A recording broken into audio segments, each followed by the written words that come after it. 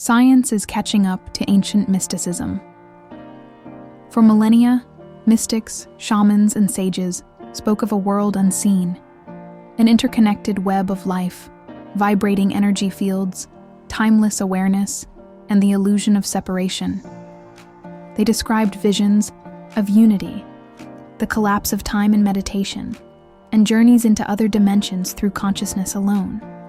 To many, these were poetic metaphors or spiritual fantasies. But now, science is beginning to whisper the same truths in its own language, of equations, quantum mechanics, and neuroscience. Science and mysticism were never meant to be enemies. Mysticism explores inner experience, while science maps the external world. But in recent decades, the two have begun to circle the same mysteries. Quantum physics, for instance, has shaken the very foundation of classical objectivity. Subatomic. Particles exist in states of probability, influenced by observation itself. In essence, reality doesn't crystallize until we look at it. This mirrors ancient teachings from Vedanta, Taoism, and indigenous traditions, that reality is shaped by awareness. Mystics have long claimed that time is an illusion, a mental construct, and that all things are interconnected. Today, physics agrees that time is not absolute. Einstein showed us that time bends and warps with gravity and speed. More recently, theories like the holographic principle and loop, quantum gravity suggest that space and time might emerge from deeper, non-local processes. Mystics spoke of the eternal now, and physicists now debate whether the flow of time even exists.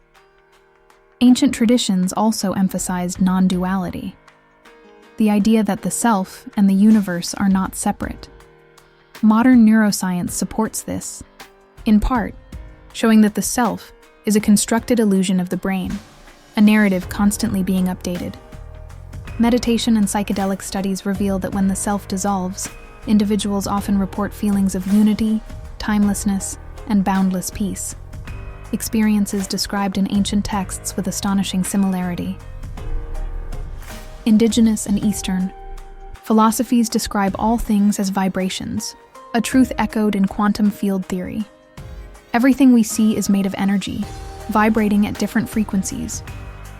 What mystics called spirit, or prana, may correspond to these subtle, energetic patterns, unseen but fundamental.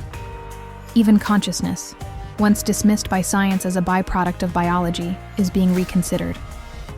Theories like OR, orchestrated objective reduction, suggest that consciousness may be tied to quantum processes in the brain, delicate and fundamental interactions at the smallest scales, like the ones ancient yogis tried to influence through deep meditation.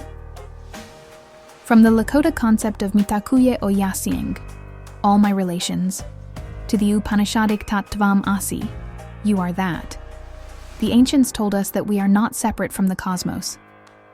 The wisdom encoded in chants, symbols, and sacred rituals may now serve as keys to understanding reality, not through blind faith, but through experiential practice, combined with open-minded science.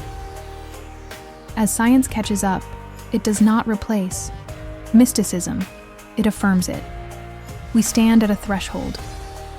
The cold objectivity of science is thawing under the warmth of conscious inquiry. The rigid borders between matter and mind, between object and observer, are dissolving. As quantum mechanics, neuroscience, and cosmology advance, they confirm what our ancestors knew in their bones, that reality is a dance of mind and matter, inseparable and alive.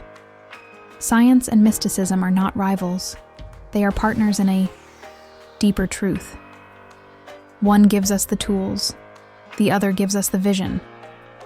And when they come together, a new kind of knowledge is born, one that may finally heal the ancient split between soul and system.